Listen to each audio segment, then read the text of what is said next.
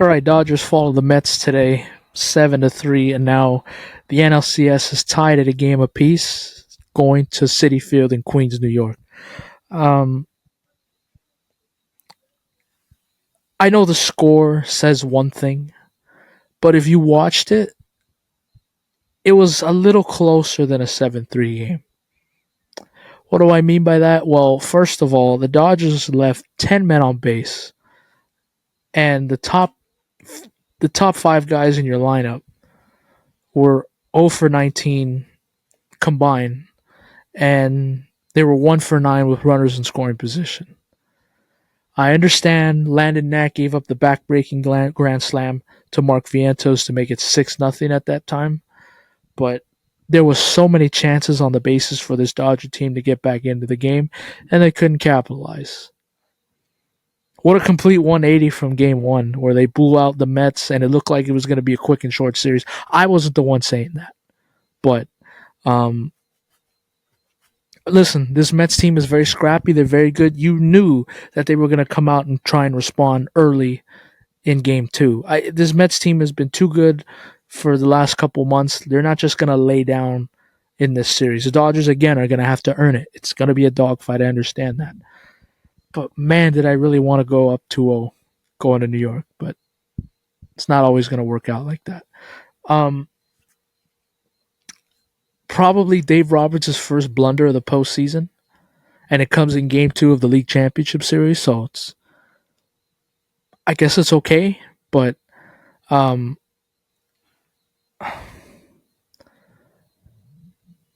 this I know what his explanation was of why it wasn't a full-on bullpen game, because you used Daniel Hudson the night before, which I don't know why you didn't need to.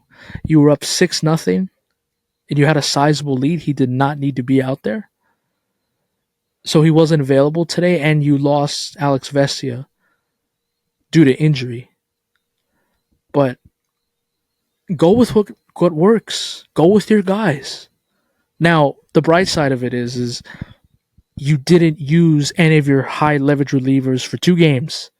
So the Mets have not seen Michael Kopech, Blake Trinan, Evan Phillips, Anthony Bonda now.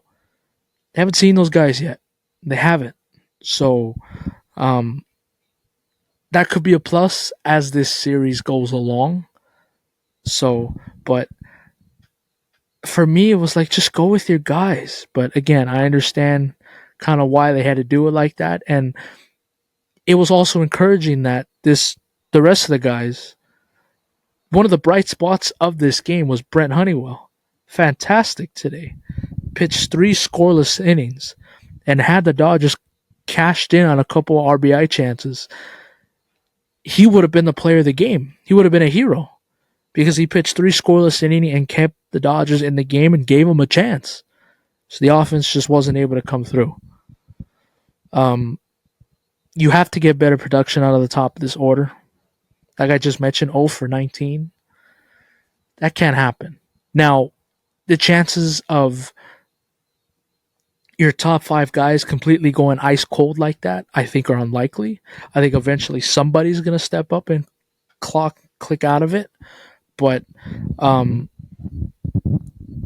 bad offensive performance today. Sean Manaea looked like vintage Chris Sale out there for the first couple innings. Now, I give you credit. You were able to draw some walks, get some guys on base to get them out of that game, and make the Mets use their high leverage relievers. The Dodgers saw them all today for the first time this series, which can be a good thing in the long run. You saw Brian Stanek, you saw Phil Maton, and you saw Edwin Diaz in game 2. So that's a good thing. It wasn't a complete blowout where they didn't have to use their guys. So that could be good, again, as the season goes along.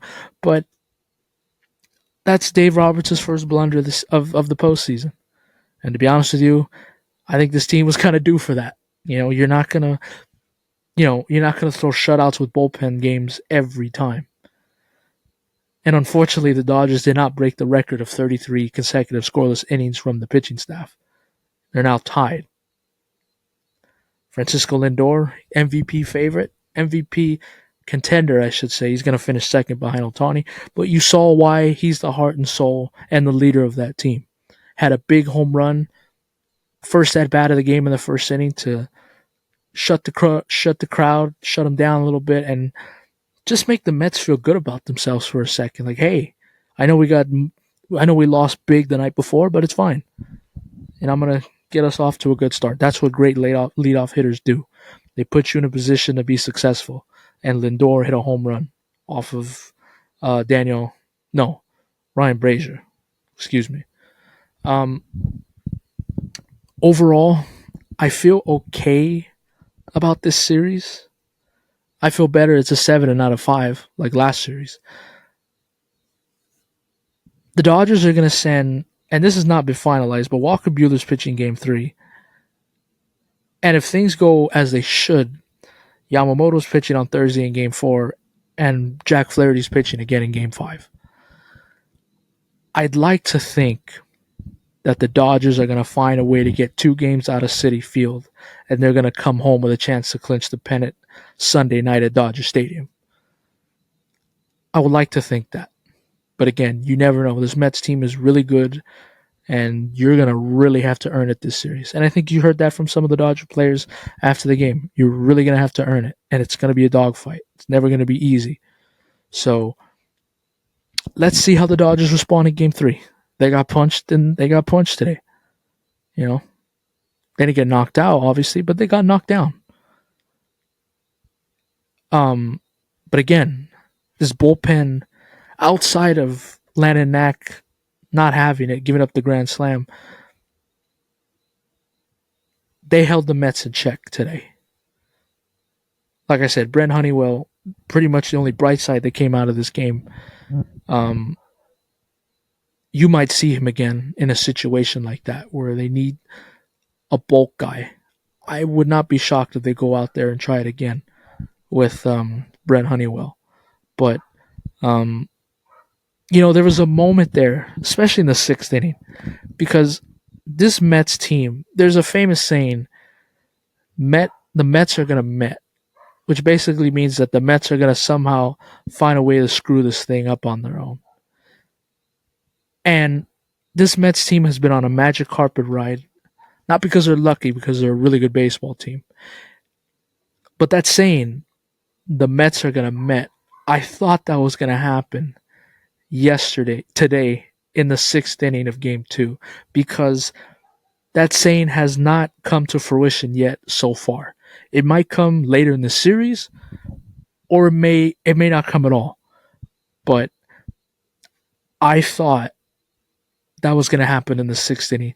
They had a golden opportunity to make the game a little tighter. Maybe not take the lead or tie the game, but they had an opportunity to tag on to make the score. Instead of trailing by 1, instead of trailing by 3, you're trailing by 1, and you feel pretty good about yourself, and then you're going to use your high leverage relievers to give you a chance. But I thought the Mets were going to Met in the 6th inning when the second baseman, I think it's Iglesias, bobbled a ball that would have been a double play. Freddie's on a bad ankle. He's not running that out. I'm sorry. He would have been doubled up. The inning would have been over, and it still would have been 6-1. Didn't happen. He bobbled it. Bases were loaded. And then I forget what happened, but then Tommy Edman later that inning hit a ball through the right side past Pete Alonso, but the ball kind of went under his glove. Pete was anticipating a little bit higher, and instead the ball went right under his glove, and it made a 6-3, and it was still 1 out. And it made you think, wow, maybe Dodgers are going to get back into this and tie this game and maybe take the lead and win it. That's what it felt like. And it felt like the Mets were going to Met. They were going to crash and burn, and their first big crack was going to be tonight at Dodger Stadium. But that didn't happen. They got out of it, and they got an insurance run late, and Edwin Diaz shut down again. Betts, Teoscar, and Freeman end the game, and now we have a 1-1 series going back to Queens. It's not going to be easy. You weren't sweeping this team. I knew that, and I think a lot of people knew that. This Mets team has been too good. They're not just going to roll over. They're not going to quit like what San Diego did a couple nights ago. They're not going to do that. This Mets team is good, man. What can I say? Got to find a way to win Game 3. You do. Walker Buehler's going to go out there. He's got to set the tone early, and the Dodgers have to score first. You have to take that Citi Field crowd out of it. You have to. Because they're feeling pretty damn good about themselves coming back tied instead of down 2-0. Like I said, I think the Dodgers are okay.